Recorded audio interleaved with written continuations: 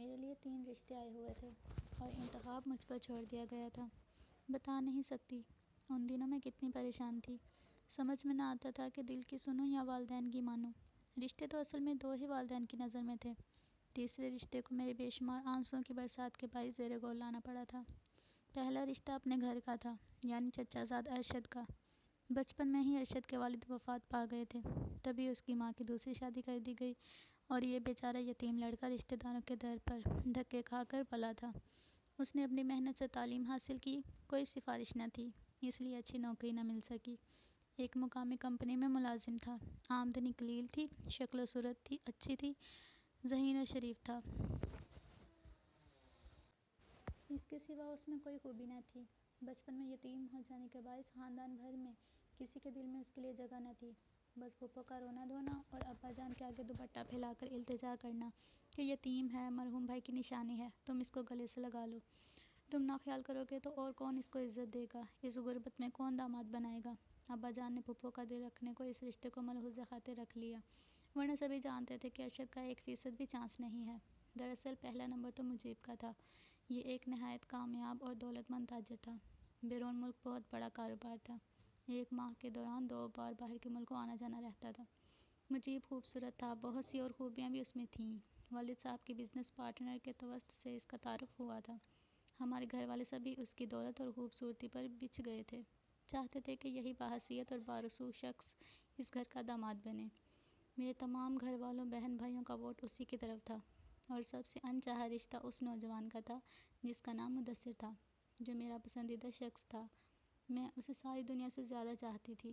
میں ہر صورت اسی کو پانا چاہتی تھی اور اسی کی ہو جانا چاہتی تھی۔ مجھے ایسا لگتا تھا کہ اگر ہم دونوں اس دنیا میں ایک نہ ہو سکے تو میں مر جاؤں گی۔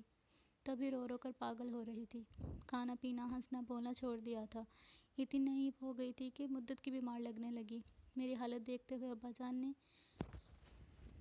ابا جان کو والدہ نے سمجھایا تو انہوں نے اس رشتے کو بھی دوسرے رشتوں کے ساتھ زیر غور رکھنے پر آمادگی ظاہر کر دی، ورنہ وہ مدثر کا نام بھی سننا گوارا نہیں کرتے تھے۔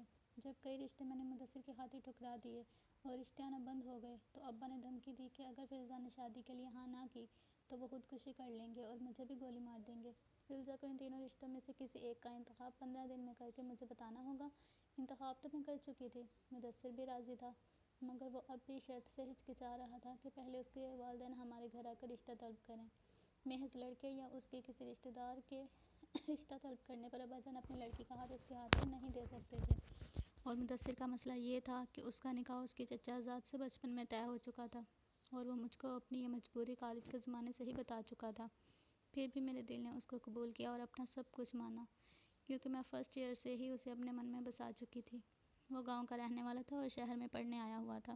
اس کا قیام یہاں اپنے ایک دوست کے پاس تھا۔ اس کا کہنا تھا کہ وہ 8ویں کا طالب علم تھا جب اس کا نکاح اس کے چچا زاد سے کر دیا گیا تھا۔ وہ اس سے اب شادی نہ کرے گا اور جب اپنے پاؤں پر کھڑا ہو جائے گا تب رخصتی کرا کر لانے کی بجائے اپنی منکوحہ کو طلاق دے دے گا۔ بہرحال کہتے ہیں نا کہ محبت اندھی ہوتی ہے، بس مجھ کو بھی یہ رکاوٹیں محبت کے سمندر میں تنکے کے برابر لگتی تھیں۔ پرواہ نہ تھی کہ اس سے شادی ہو گئی تو آگے کیا انجام ہوگا، بس یہی جنون تھا کہ کسی طرح اس کی دلہن بن جاؤں۔ جب والد نے خودکشی کی دھمکی دی تو میں ڈر گئی۔ اپنے مرنے کا اتنا غم نہ تھا، ابو کی زندگی پیاری تھی، اس لیے میں نے کہہ دیا کہ 1 ہفتے سوچنے کا موقع دیں۔ میں جلد ہی تینوں رشتوں پر سوچ بچار کے بعد کسی ایک کا انتخاب کر کے اپنی مرضی سے آگاہ کر دوں گی۔ انتخاب کیا کرنا تھا، یہ تو ماں باپ کو بہلانے والی بات تھی۔ اصل مسئلہ تو یہ تھا کہ میں مدثر کو چاہتی تھی اور گھر والے مجیب کا رشتہ قبول کرنا چاہتے تھے۔ کئی دنوں سے یہی چل رہا تھا۔ جب میں مدثر کا نام لیتی تو سب بھی سمجھانے بیٹھ جاتے۔ یمین میں نکالتے کہ دیکھ لینا، اس کا تمہارا نباہ نہیں ہو سکے گا۔ دور پہ ڈھول سہانے، وہ دیہاتی پس منظر سے ہے، وہ ہمارے ہم پلہ کہاں ہے، اور سونے پر سہاگا کہ اس کا اپنے چچا کی لڑکی سے نکاح ہو چکا ہے، اب نہیں تو بعد میں اپنی منکوحہ کو تمہاری سوتن بنائے گا۔ یہ دیہاتی رشتہ داری اور برادری سسٹم میں جکڑے ہوتے ہیں، بچپن کے نکاح نہیں چھوڑا کرتے۔ خاندان بھر کی مخالفت مول لے کر نہ تم خوش رہ سکو گی اور نہ وہ۔ اگر ایسا ہی پیار سچا ہے تو ابھی کیوں نہیں اپنی منکوحہ کو طلاق دے کر بات صاف کر لیتا۔ سچی محبت تو قربانی مانگتی ہے۔ تم سوتن پر جانے کو تیار ہو اور وہ تمہاری خاطر اسے طلاق نہیں دے رہا، نادان اسی سے جان لو بعد کی زندگی کیسی بٹی ہوئی ہوگی۔ ادھر مدثر کا کہنا تھا ہر طرح کی قسم لے لو، میں فضا سے شادی کے بعد اپنے چچا زاد کو طلاق دے دوں گا، ابھی اس لیے نہیں دے سکتا کہ والدین اور چچا میں زمین کا جھگڑا چھڑ جائے گا تو میری یہاں شادی کھٹائی میں پڑ جائے گی۔ ساری برادری ایسی دشواریاں کھڑی کر دے گی کہ میری شادی ناممکن ہو جائے گی۔ ابھی خاموشی سے شادی کرنے کے بعد جب فلزا کو دلہن بنا کر لے جاؤں گا تو چچا اور چچی خود بہت طلاق کا مطالبہ کر دیں گے۔ تبھی میرے لیے بچپن کے اس نکاح سے گلو خلاصی آسان ہو جائے گی۔ جب مدثر یہ سب باتیں کر کے میرے گھر والوں کو قائل کر لیتے تو آخر میں امی سینہ کوٹ کر کہتی، ہائے ہائے یہ کیسی سنگ دل لڑکی پیدا ہوئی ہے، اپنی جیسی ایک عورت پر ظلم ڈھاتے ہوئے اس کا کلیجہ نہیں کامتا۔ اس غریب کی ہائے پڑے گی تو یہ بھی کہاں سکھ رہ پائے گی۔ کسی کی سیج پر پاؤں رکھنا کوئی آسان بات تھوڑی ہے۔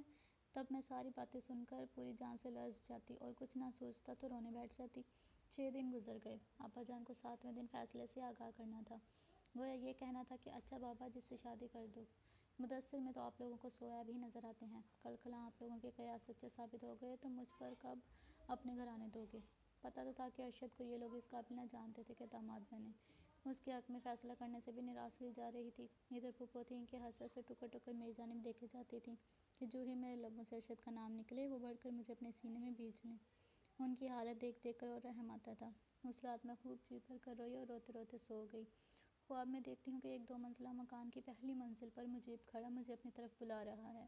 پھر ایک دم اس کی شکل بھیانک ہو جاتی ہے۔ وہ بلا بن کر میری طرف جھپٹتا ہے۔ میں بچ کر بھاگتی ہوں، اتنے میں دیکھتی ہوں کہ ایسے ہی وہاں مدثر کھڑا ہے۔ میں اس سے کہتی ہوں کہ مجھے بچا لو، نہیں تو یہ بلا مجھے اٹھا لے جائے گی۔ وہ کہتا ہے میں تم کو ضرور بچا لیتا، لیکن میرا وقت پورا ہو چکا ہے اور مجھ کو جلدی جانا ہے۔ وہ دیکھو میری سواری آ گئی ہے۔ اتنے میں کیا دیکھتی ہوں کہ ایک سفید سا گولا آسمان سے اترتا ہے جیسے چاند ہو اور مدثر اس میں بیٹھ جاتا ہے اور پھر یہ خوبصورت گول سی گیند آسمان میں گم ہو جاتی ہے۔ تب سامنے ارشد کی شکل نظر آتی ہے۔ اس کے ہاتھ میں پھولوں کا ہار ہے اور وہ آگے بڑھ کر ہار میرے گلے میں ڈال دیتا ہے اور میرا ہاتھ پکڑ کر کہتا ہے اب تمہیں میرے ساتھ ہی چلنا ہے، اسی میں بھلائی ہے۔ تبھی میری آنکھ کھل جاتی ہے۔ جب میں بیدار ہوئی تو فجر کی اذان میرے کانوں میں پڑی۔ عجیب سا خواب تھا۔ تمام جسم پسینہ پسینہ ہو رہا تھا۔ میں بالکل بے جان سی بستر پر پڑی تھی۔ ایسا لگتا تھا اتنے دنوں کی پریشانی کا حل خدا نے خود ہی بتا دیا ہے۔ میں نے فجر کی نماز پڑھی اور دعا کی کہ اے اللہ میرا یہ خواب سچا ہے اور تیری طرف سے صحیح فیصلے کی رہنمائی کے لیے ہے۔ تم مجھے حوصلہ اور صبر دے کہ میں مدثر کو بھول جاؤں اور تیری رضا پر راضی ہو جاؤں، کہ تیری رضا میں راضی ہونے سے ہی انسان کو اپنی مرادیں اور منزلیں مل جاتی ہیں۔ اب مجھ کو سکون چاہیے اور کچھ نہیں۔ سکون پا لینا ہی میری منزل ہے۔ میں نے رو رو کر یہی دعا کی اور آنکھیں بند کر کے لیٹ گئی۔ 1 گھنٹہ اسی عالم میں پڑی رہی۔ رفتہ رفتہ مجھے محسوس ہوا کہ میری سوچنے سمجھنے کی قوت واپس آ گئی ہے اور مجھ کو سکون آتا جا رہا ہے۔ اتنے میں پھوپھو میرے لیے ناشتہ لے آئیں۔ بولی بیٹے غمزدہ نہ ہو، جو تو فیصلہ کرے گی ہم کو منظور ہوگا، ہم بس تجھے خوش دیکھنا چاہتے ہیں۔ اگر تمہیں ارشد پسند نہیں تو کوئی بات نہیں، مگر میں دیکھ رہی ہوں تم کئی دنوں سے مرجھائی مرجھائی رہنے لگی ہو۔ اپنے دل کی بات مجھ سے کہہ دو، میں تمہارے والد کو سمجھا دوں گی۔ میں نے بے اختیار پھوپھو کا ہاتھ پکڑ کر لبوں سے لگا لیا کہ ان ہاتھوں سے وہ میرے لیے ناشتہ بنا کر لائی تھیں اور مجھے پریشان دیکھ کر تسلی دے رہی تھیں۔ میں نے کہا ہاں پھوپھو، میں آپ کو اپنے دل کی بات کہتی ہوں۔ آپ ابا جان سے کہہ دیجئے کہ مجھے پہلے دونوں رشتے پسند نہیں ہیں، مجھے ارشد اور آپ پسند ہیں۔ بس یہی میری مرضی ہے اور یہی میرا عندیہ ہے۔ میرے فیصلے پر سبھی گھر والے حیران رہ گئے۔ ان کا خیال تھا کہ مدثر کے مقابلے میں اب بھی اگر میں کسی کا انتخاب کروں گی تو وہ مجیب ہوگا۔ پھوپھو سے امی ابو نے یہ کہہ رکھا تھا کہ 3 رشتے ہیں، ان میں سے جس کا انتخاب ہماری فلزا کرے گی ہم اس کی پسند کو ملحوظ خاطر رکھیں گے اور اس پر اپنی مرضی کو زبردستی مسلط نہ کریں گے۔ یہ انہوں نے اس لیے کہا تھا کہ سانپ بھی مر جائے اور لاٹھی بھی نہ ٹوٹے۔ اماں کے تو وہ پاؤں زمین پر نہ ٹکتے تھے اور میری حالت ایسی تھی جیسے میں زندوں میں اور نہ مردوں میں۔ دلہن بنا دو کہ کفن پہناؤ، ایک ہی بات تھی۔ خوشی کا احساس ہوتا نہ غم کا۔ اماں اور ابا ہاتھ مل کر کہہ رہے تھے اپنے نصیب کو لات ماری ہے اس نے، دولت مند کو ٹھکرا کر معمولی ملازم کو چنا ہے۔